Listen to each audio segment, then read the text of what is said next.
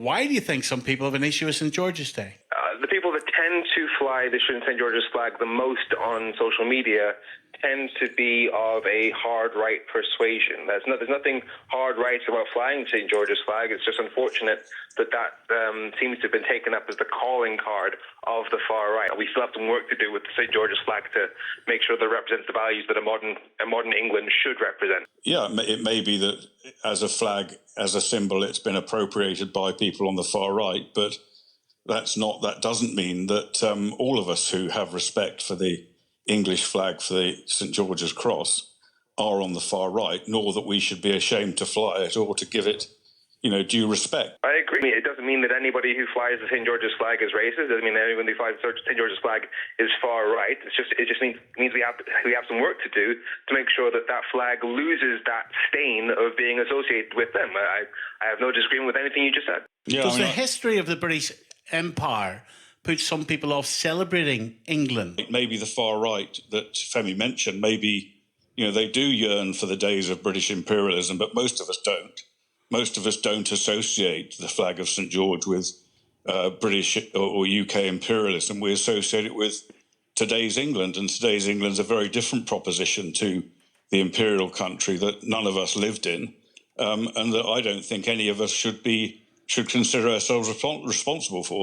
You say that the empire is long gone. Nobody here has those views, that we're a much different country, but we still have a prime minister who's on record as saying that the problem in Africa is that we're not in charge anymore. So we have an imperialist prime minister, and we have a prime minister who's recently released a race report that the United Nations said normalizes white supremacy, somebody who's on record as saying a litany of racist things. And those are the people who are running our government. And it's unfortunate that often we're asked to feel more pride than we do in the UK by people who don't experience the problems associated with this far-right rhetoric. So the fact that we have a country in which, as Oxford University shows, if you've got a black-sounding name, you have to send 80% more job applications to get a call back when you're applying for a job. That kind of experience isn't experienced by the people who often say, no, just be proud. Just be proud that you're living here. Be grateful. And that's the problem. The people who say it's a shame that we can't celebrate England aren't doing the work to make sure that England is a country that we can all be proud of to the same degree. Are you proud to be English? It's a complicated question. Am I proud of some of the things we've done? Hell yeah. I'm proud of things we've done, such as the Olympics. I'm proud of things we're doing, for example, in Ukraine, helping people over in Ukraine. That's an amazing thing to be proud of, that we're sending weapons to a country that is being invaded by Russia. But am I also proud of the fact that we're selling weapons to Saudi Arabia, which are being used to bomb hospitals and schools in Yemen? No, I'm not proud of that. Am I proud of the fact that we have a prime minister who seeks to normalize racism? No, I'm not proud of that. So it's a very complicated question. But if you want to have us be more proud of England, then push for things that will make us more proud of England. Stop voting Tory as an example, because those are the people that make it harder for us to be proud of England. We shouldn't necessarily say that we can't celebrate our national day. We can't celebrate our national flag because some of the things in this country aren't perfect. In fact, the flag of St. George, St. George as the patron saint of Britain should actually be a unifying thing in this country, because St. George himself is also revered in Islam among many Muslims. He was considered to be the green prophet, as he's known in Islam. He's a figure of considerable reverence there. So we have a substantial Muslim population in this country. We have a Christian population. We have people who aren't either.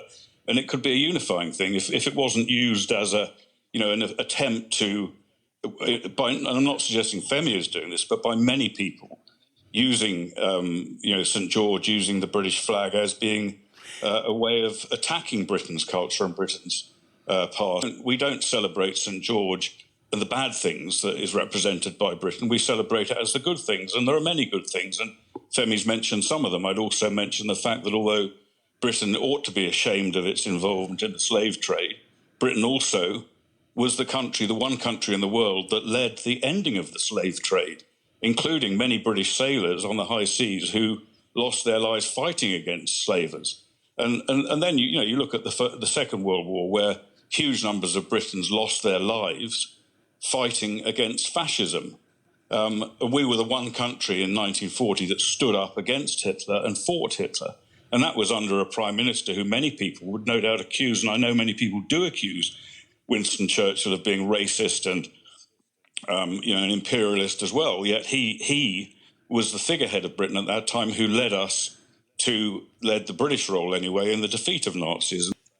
So a couple of things there. One, nobody's suggesting that you can't be proud of St. George's Day, etc. It's just a case of if we things and it makes it harder for some of us to be proud of St. George's Day and of England. The other thing you said, which I fundamentally agree with, is when you were suggesting how St. George was himself a symbol of multiculturalism, his Muslim background, his Christian background, all these things coming together to represent a modern cultural England. These are all things, this is exactly what I'm talking about in the sense of using this to say that this is actually a representation of the best things of England. And that's a progressive step forward, which I fundamentally support.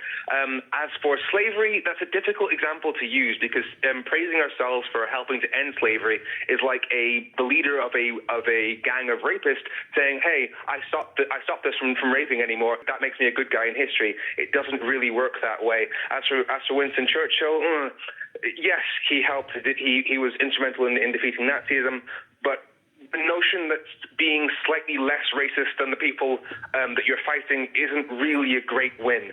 He said that the people of the West were a superior race, a more worldly wise race, a stronger race than, for example, the natives of Australia and in America. So that's not really a particular win. And if we see anything today, I think, and in most of our recent lifetimes, that sort of, I think, underlines the need for national unity and patriotism and pulling for your country. It's what's going on in Ukraine. And we've seen a superlative example of national spirit, national pride, national unity there. It's just about what we mean by national unity and national pride and patriotism. During the Euros, I painted my body with the St. George's flag. It's all over Instagram. So I fully recognise that it's an important thing in that sense. But I would say that the Ukraine situation is actually an argument for the opposite. That showed that we all felt a sense of a collective global unity, that we felt so passionate about people who were being attacked in Ukraine, and national borders didn't really mean anything. We wanted to devote our resources to other countries. Nationalism is what says that we don't have shared interests, that we shouldn't look out for other countries. But whereas patriotism, it does recognize stuff like we stick together with the World Cup, etc. But true just decency recognizes that these borders aren't really that important, especially with threats like Putin at our door. Well, Putin would like to think that the Ukrainian border is not important because he wants to eliminate it. That's a very good point. But as in, we still feel unity with people based on shared values, not based on lines on a map. Yeah.